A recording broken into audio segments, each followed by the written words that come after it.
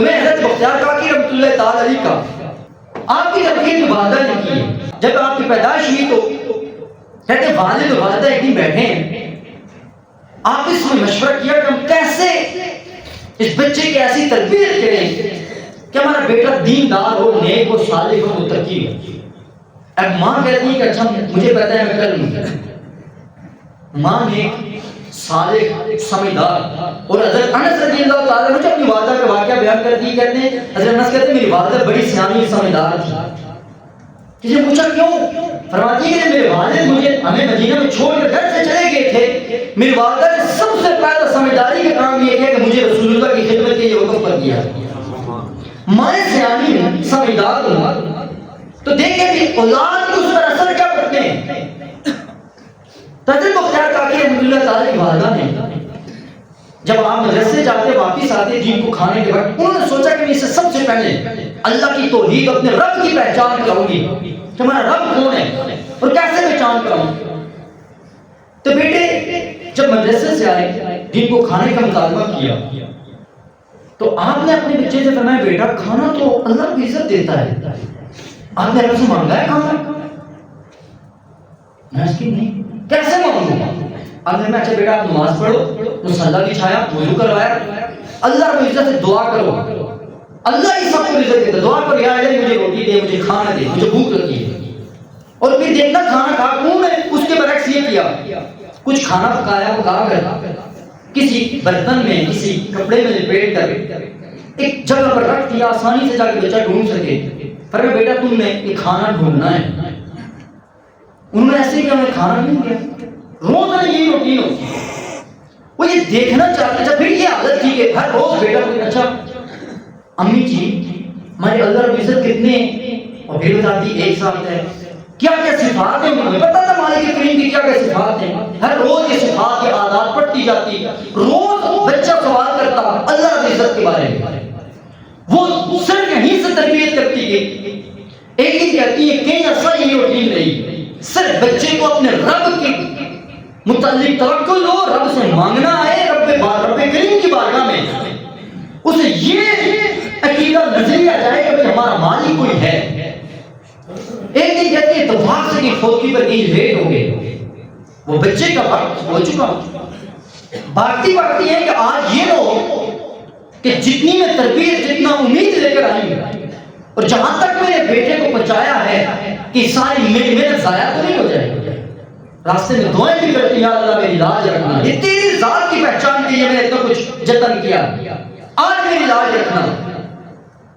کہتی ہے کہ جب میں نے دیکھا بیٹا سویا ہوا, بیٹا کھانا, امی جی کھانا تو مجھے مل گیا تھا, وہیں کا وجود تھا, لیکن پہلے سے جو کھانا کھاتے تھے آج کا کھانا پہلے کے کھانے سے زیادہ لذت والا تھا.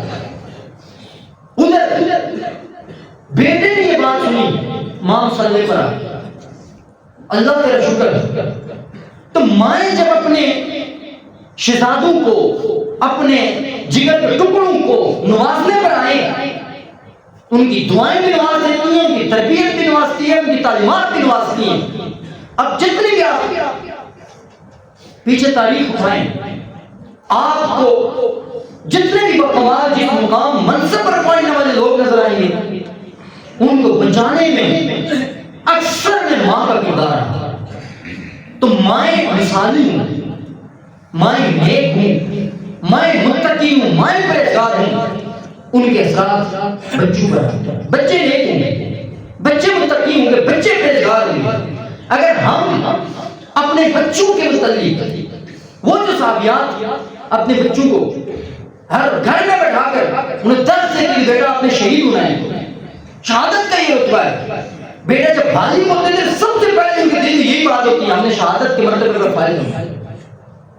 ہمیں آج شہادت کے متعلق ذکر کیجیے تو ماں باپ پر لٹ رہے ہوتے ہیں, مولانا صاحب شہادت کی بات نہ کریں, جہاد کی بات نہ کریں. یہی تو ہماری بزدلی ہے, یہی تو ہمارے ایمان کی عادت ہے, کہ یہی تو آج ہماری ذلت کا سبب ہے. ہم جتنا کہیں, میں اور آپ بحثیت قوم بات کر رہا ہوں, ہم جتنا بھی کہیں یقینی طور پر دیکھیں وہ کون سے ایسی خرابیوں کوتاہیاں جو نوح علیہ السلام کی قوم, حضرت شعیب علیہ السلام کی قوم, حضرت لوط علیہ السلام کی قوم, ہر قوم کی خرابیاں جو جن کے خاص سی گناہ آج ہم سب میں پائے جا رہے ہیں. اور ہمارے ایسے کردار، ہماری ایسی عادتیں ہو چکی ہیں، اگر ہر بندہ اپنی زمین پر جھانک کر دے کہ ہم کیا ہیں، کہاں وہ لوگ تھے، کہاں وہ ہستیاں تھیں کہ جن کے لیے سمندر راستے چھوڑ دیتے تھے، جب جنگل میں کہیں راستے پر جا رہے ہیں، ایک نبی پاک کے صحابی ہیں، شیر ان کی حفاظت کرتا ہے، اور اس سے تعلق کیا کرواتا ہے، کہتا ہے مولا رسول اللہ، اے اسد، اے شیر میں رسول اللہ کا غلام ہوں۔ شیر ان کے ادب، ان کی حفاظت کرنے کے لیے ان کے ساتھ ساتھ چلتا ہے۔ دنیا کے ہر طاقت انسان کے، خاص طور پر مسلمان کے آگے کچھ بھی نہیں ہے، لیکن مسلمان وہ ہو جسے صحیح معنوں میں مسلمانی آتی ہے، جس نے اسلام کو حق عطا کیا ہو، جس نے سب کچھ اپنے اللہ اور اس کے رسول کے بھروسے پر سب کچھ وقف کر دیا ہو، سب کچھ قربان کر دیا ہو، اس مسلمان کے لیے یہ دنیا کوئی چیز نہیں ہے، اس کے لیے کوئی معنی نہیں رکھتی۔ اس لیے اللہ، یہ جو ہمارے نونہال ہیں، یہ جو ہمارے پھول ہیں، یہ جو ہماری شہزادے ہیں، ہمارے جگر کے ٹکڑے ہیں، ان جگر کے ٹکڑوں کی تربیت دین کے مطابق کرو، ان کو اللہ کے رسول کے راستے پر لگانے میں سب سے زیادہ اس پر توجہ دو۔ یہ توجہ حاصل کرنے کے بعد آپ بلا شک آسمان پر بھی پہنچا دو، یہ آپ کر سکتے ہیں، لیکن اصل جو مقصد ہے آپ کے لیے وہ ہے دین کی تعلیم، وہ اللہ رسول کی پہچان، اور آپ کو جو اللہ نے حلال اور حرام کے مسائل آپ کو بتائیں، ان باتوں کی بچوں کی تعلیم اور تربیت کرو گے، انشاءاللہ العزیز اس کے ثمرات آپ کو دنیا میں بھی ملیں گے، آپ کو قبر میں بھی ملیں گے، کل حشر میں جائیں گے، میزان میں، پل صراط میں آپ کو پریشانی نہیں ہوگی۔